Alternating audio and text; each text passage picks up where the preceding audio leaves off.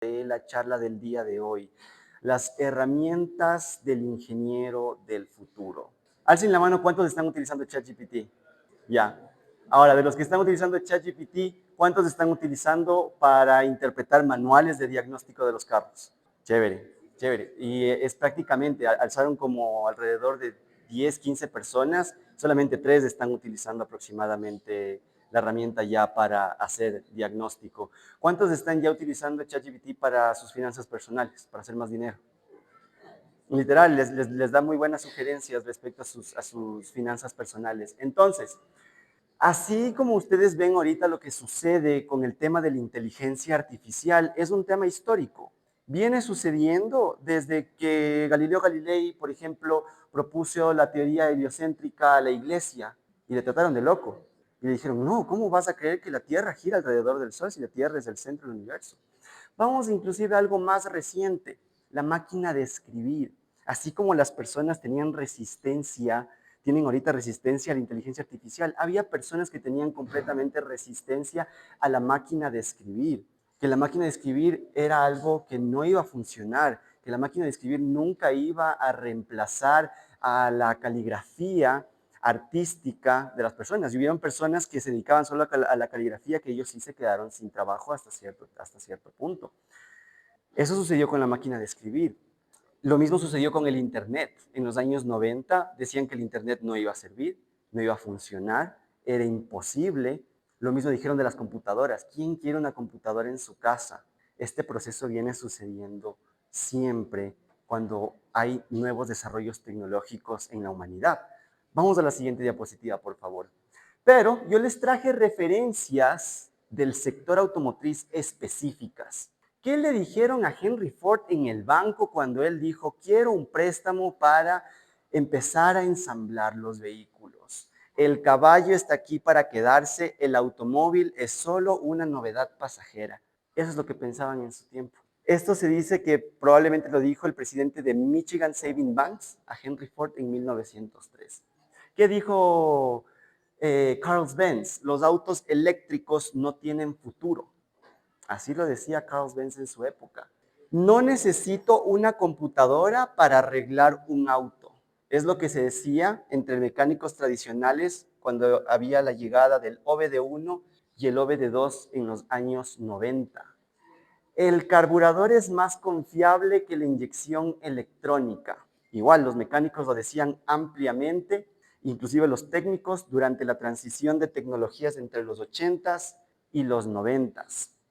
¿Qué decían ahora más moderno, hablando de un 2015? ¿Qué decían respecto a Tesla? No en un 2025, que es lo que se conoce ahora del monstruo que es realmente Tesla junto con Elon Musk. ¿Qué decían los expertos? Tesla va a quebrar. Nadie quiere un auto con batería. Estas fueron las frases de los analistas en Wall Street entre el 2008 y en el 2013. Eran los primeros años en los que Tesla estaba iniciando y emprendiendo este proyecto. Lo mismo dijeron de Uber. Dijeron que Uber no iba a funcionar. ¿Quién quiere compartir su carro con un extraño? Los autos autónomos son un chiste, nunca van a funcionar. Esto dijeron grandes ejecutivos de las marcas como Fiat Chrysler hasta el 2015. Y ahora seguimos escuchando este tipo de frases, por ejemplo, criptomonedas. ¿Cuántos de aquí ya tienen invertido en criptomonedas? ¿Cuántos han comprado Bitcoin? Claro, porque la tecnología blockchain es un tipo de tecnología muy novedosa que las personas aún le tienen miedo porque sienten que el tangible del dinero pero su dinero no está ahí. Se supone que es ese papelito verde que ustedes tienen, es simplemente un documento que dice que hay oro en el banco. Sí es que hay oro en el banco. Entonces simplemente se trata de confianza. Todo sistema funciona simplemente a base de la confianza. Uber funciona porque los pasajeros confían en Uber. Las criptomonedas funcionan, el dinero funciona porque las personas confían en el dinero y lo mismo sucede con las criptomonedas. Lo mismo sucedió con YouTube. Muchas personas en 2005, 2008 estuvieron creando canales de YouTube y les decían que estaban perdiendo el tiempo. Y hubo una persona muy famosa de Nickelodeon que llegó a su primer canal de 1 millón en 2008. y eso le abrió muchísimas puertas en el tema del talento y el entretenimiento.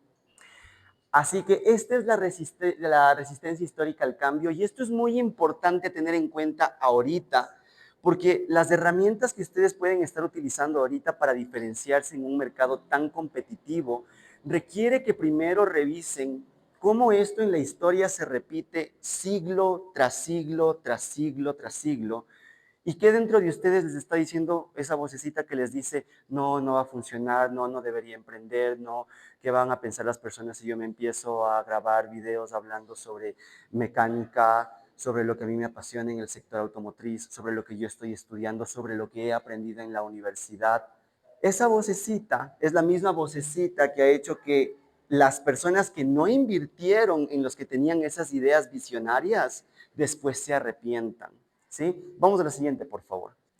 La historia ha demostrado una y otra vez, cada vez que algo nuevo llega, primero lo niegan, luego se burlan y finalmente lo adoptan como si siempre hubiera estado ahí. Ahora sí, entremos directamente, si es que quisiera darles herramientas, tal cual como decía el título de la ponencia, las herramientas del futuro para el ingeniero. Aquí está, directamente para el ingeniero automotriz.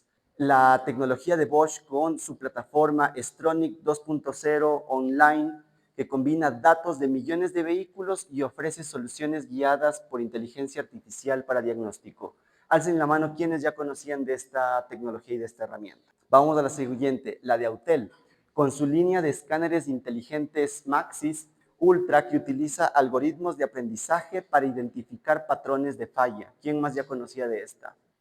Qué interesante que es ver, identificar patrones de falla, que a veces es el técnico mecánico que ya sabe de memoria, por lo general, el carrito que tiene su cliente frecuente, que ya sabe por ahí cuál es una falla que es continua o que inclusive intenta analizar qué tiene que ver la falla que ingresó antes en el taller de ese vehículo y la falla con la que viene después, y así sucesivamente un análisis histórico. ¿Cuántos tal vez de ustedes han hecho un tracking, un seguimiento de la correlación que tiene las fallas de un vehículo en su histórico? Esas son nuevas formas de pensar de un ingeniero. Esa es la forma de pensar de un ingeniero. Empezar a ver, hacer un diagnóstico y ver qué es lo que está sucediendo en el histórico de un vehículo. Y ahora con la ayuda de inteligencia artificial podemos detectar patrones mucho más fácil. Y miren, aquí está ChatGPT siempre metido en todo, hasta en la sopa, ¿sí? Con OBD Development están haciendo una plataforma experimental donde integran chatbots para interpretar códigos y proponer soluciones personalizadas. Tengo compañeros, ustedes tal vez conocen al ingeniero Fabián Ayala de PMS Training Center, él va a darles aquí una charla, una capacitación, y yo le pregunté, Fabián, ¿tú ya estás utilizando ChatGPT para tus diagnósticos con tus clientes? Me dijo, sí, solamente cojo, meto el manual y le digo, mira, estos son los síntomas, analiza los síntomas con el manual y listo, empieza a dar posibles situaciones de qué es lo que está sucediendo con el diagnóstico. Y no tiene que sacarse el aire desarmando primero. Primero razona, piensan, analizan y después sí pasamos a revisar, ok, de lo que me dijo ChatGPT vamos a ver qué es lo más lógico, lo más congruente que pueda estar sucediendo. ¿Cuál es la máquina más sofisticada en la Tierra? Nada, antes de que tomen foto. ¿Cuál es la máquina más sofisticada en la Tierra, muchachos? ¿El cerebro? ¿El cerebro o el cuerpo humano? El cerebro. El cuerpo humano no, vale carpeta, el cerebro. A ver, el cerebro procesa más información que cualquier supercomputadora, ¿sí? Esto es un número bastante absurdo, ¿sí? 10 a la 16 operaciones por segundo, ¿sí? Y para hacer todo esto solamente consume 20 vatios. Para hacer esta operación, una supercomputadora de IBM necesita su propia planta eléctrica para hacer esa operación que hace el cerebro, ¿sí? Cada célula en el cuerpo sabe qué hacer sin que ustedes lo piensen. Las células de sus huesos, de sus tejidos, de sus músculos, de cada uno de sus órganos. El cuerpo tiene 37 billones de células y cada una cumple su función.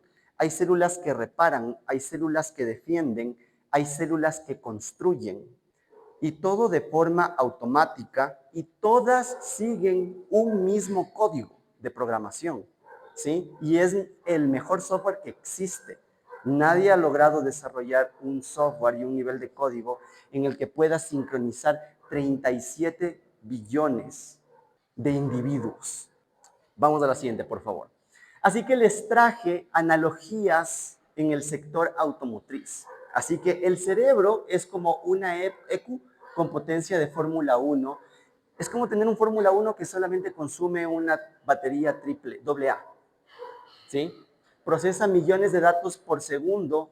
Tenemos sensores para nuestros sentidos: visión, olfato, tacto, auditivo, gusto, temperatura. Todos esos sensores, nuestra memoria, nuestros cálculos, las proyecciones, nuestra memoria, nuestra creatividad, emociones, decisiones, y todo lo hace como si solamente estuviésemos utilizando una batería doble A. Nuestras células son como billones de microtécnicos trabajando sin descanso. Imagínense tener 37 billones de minimecánicos que detectan fallas, reparan partes, optimizan procesos, todo en silencio. Mientras ustedes están comiendo, estudiando, respirando, durmiendo, bailando, tomando, farreando, están 37 billones de técnicos dentro de tu cuerpo realizando un montón de actividades sin que ni siquiera te des cuenta. Tu cuerpo ejecuta más funciones que un carro híbrido, full sensorizado y sin conductor. Parpadean, respiran, regulan su temperatura. Tenemos toda una máquina de químicos. La máquina química más compleja también de la Tierra es el cuerpo humano, ¿sí? Todos los químicos que produce el cerebro, todos los químicos que produce tu sistema digestivo, todo el cableado del sistema nervioso que funciona con milivoltajes, microvoltajes incluso, y todo en automático. Te comes un pan, te comes una salchipapa, un papipollo, una empanada, y lo transformas en piezas de repuesto y energías de alto octanaje, ¿sí? Entonces, así como un motor convierte gasolina en movimiento, nosotros ni siquiera comemos solo para movernos y para tener energía. Cuando nos alimentamos, el cuerpo utiliza esa comida, un pan, para empezar a generar piezas de repuesto, para regenerar tejidos, regenerar órganos, sistema óseo. Se convierte en músculos, piel, ideas, emociones. Tu cuerpo es el único sistema que puede adaptarse al clima, la altitud, el estrés y hasta el hambre. Es lo que todos sabemos. ¿Qué sucede con la eficiencia del motor cuando está aquí en la ciudad de Quito? Se reduce. Tú, aunque estés en Quito o aunque estés en la costa, dejas de pensar. No, ¿no es cierto? Entonces el sistema del cuerpo humano no afecta su rendimiento y programación sin importar que tú estés en la montaña, en el frío, a menos 10 grados centígrados, obviamente bien abrigado, y así tú estés en el desierto a 40 grados centígrados. En ningún momento se ven afectados los procesos internos del organismo. Entonces, vamos a la siguiente, por favor. Con esto, quiero mencionarles que la herramienta más poderosa que ustedes pueden tener como ingenieros del futuro y como ingenieros que están ahorita estudiando la carrera es su propio cuerpo. Y su propio cuerpo sigue órdenes. Y su propio cuerpo tiene una programación. Y toda esta gran tecnología que es su cuerpo, su mente, que es lo que ustedes lo están habitando en este momento, ¿creerían que sería justo utilizarlo solamente para el taller automotriz, para desarmar vehículos, hacer diagnósticos y nada más? Justamente me sorprendió cómo Alex mencionó que el ingeniero automotriz puede estar en muchas otras áreas, y he tenido la oportunidad de conversar con ingenieros automotrices de muchas otras áreas. El taller automotriz, el ingeniero automotriz va más allá del taller automotriz y los automóviles. Tenemos lo que es el mantenimiento industrial. El ingeniero automotriz es básicamente un todólogo. Tiene conocimientos en electricidad, electrónica, termodinámica, fluidos, lubricantes, combustibles, materiales. ¿Qué más? Díganme ustedes, muchachos. Programación, AutoCAD, ¿qué más? Atención al cliente. Creo que reciben atención al cliente. Tienen a un marketing, tal vez tienen también a una administración, contabilidad o costos, creo que también se llama esa materia. ¿Sí? El ingeniero automotriz es básicamente un todólogo. Tiene muchas áreas, puede abarcar varias áreas Y en el mantenimiento industrial vamos a encontrar, las industrias requieren muchos de los saberes técnicos que tiene un ingeniero automotriz, fábricas, líneas de producción, equipos electromecánicos. Tenemos mantenimiento en hoteles y hospitales. Yo entiendo que no es lo mismo, la misma emoción tal vez estar haciendo el diagnóstico automotriz de un carro a estar tal vez dando mantenimiento a lavadoras, licuadoras, hornos que tienen en hoteles y en hospitales, pero los ingenieros automotrices o los ingenieros que saben cómo reparar cualquier equipo que haya en un hotel o en un hospital o en una industria en general, son muy bien pagados. Tenemos calderos, aires acondicionados, ascensores, grupos de electrógenos. Con todo esto, el ingeniero automotriz se va especializando obviamente en el proceso de lo que va, de las reparaciones y en lo que se quiere especializar. Tenemos agricultura y floricultura, maquinaria pesada, sistemas hidráulicos, tractores, refrigeración, logística. En consultoría técnica tenemos cumplimiento de normativas. Y ustedes como ingenieros automotrices pueden entrar al tema de especialización solamente en normativas, ISO, INEN, homologaciones, ¿sí? Peritaje automotriz. Hay muchas áreas en la parte de lo que son la consultoría técnica. Tenemos el peritaje y aseguradoras, análisis técnico, reconstrucción de accidentes, valoración de daños, tenemos lo que es el tema de colisiones, siniestros. También tenemos el tema de marketing técnico y ventas consultivas. ¿Alguna vez ustedes han conocido un vendedor de carros o de motos que no sea ingeniero automotriz y tratan de convencerles sin conocimiento técnico? ¿Qué sucede? El vendedor de pronto se queda sin argumentos porque uno le empieza a hacer preguntas técnicas y hay ingenieros automotrices que se la gozan de que saben más y claro, se burlan y le hacen quedar mal al vendedor por la falta de ese conocimiento técnico. Entonces, así como hay vendedores en el sector automotriz que están aprendiendo de la parte técnica automotriz, también hay ingenieros automotrices que pueden entrar directamente a todo lo que es el tema de ventas, marketing, en lo que es repuestos, herramientas, software, lubricantes. Tal vez ustedes conocen alguna marca aquí de software de administración de talleres. Hay una marca aquí nacional. Un ingeniero en sistemas se puso a aprender de talleres, a administrar talleres y desarrolló un software muy potente, muy poderoso y le va muy bien. Tiene alrededor de más de 200 clientes de talleres utilizando su software. Es ecuatoriano y es un software de muy alta calidad realmente. Vamos a la siguiente, por favor. Así que la ingeniería automotriz no es una jaula en la que simplemente pensamos taller, carros, motos, y uno dice como, ya, me voy a especializar un poquito más, híbridos y eléctricos.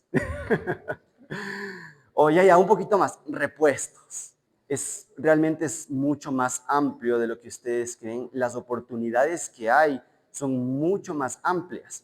Entonces, en el proceso, ustedes pueden llegar a obtener grandes oportunidades por lo que es ser un ingeniero automotriz. Así que aquí lo importante es preguntarse si ustedes quieren que su propósito sea ser un técnico apagando incendios, un jefe atado a procesos viejos, un vendedor que repite lo que le dicen de memoria, que se memoriza tal vez ciertos datos técnicos y que no entiende tal vez qué es lo que realmente significa un dato de potencia.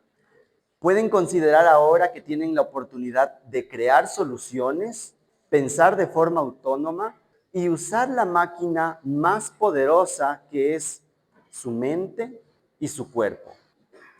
Para finalizar, muchos repiten, algunos de ustedes han de haber escuchado esta frase que decía Charles Darwin, la supervivencia del más fuerte, sobrevive el más fuerte. ¿Sabían ustedes que Charles Darwin le copió eso a otro autor más antiguo? Pero este autor decía algo completamente distinto, porque no quiero que vayan a pensar que la información que les he dado ahorita se trata de saber un montón o ponerse a estudiar mucho. No, esto viene en realidad del concepto que fue desarrollado por Alfred Russel Wallace y él hablaba de otra cosa llamada la supervivencia del menos débil. Es más fácil, o sea, el que es el más débil, chao, la naturaleza lo elimina. Pero eso no significa que tengamos que pelear entre nosotros para la supervivencia del más fuerte, ¿sí? En realidad, lo que esto trata de decirles es que la evolución no va a premiar ni al más inteligente, ni al que sabe más, ni al que se esfuerza más, ni al que tiene más herramientas, ni al que tiene más dinero. Premia al que se adapta, pero que adaptarse no significa saberlo todo. Significa no quedarte como el más débil del grupo cuando el cambio llega.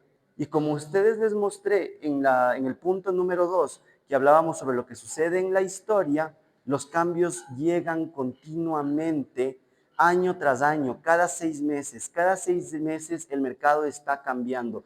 Cada 6 meses hay más talleres, cada vez 6 meses hay más ingenieros automotrices.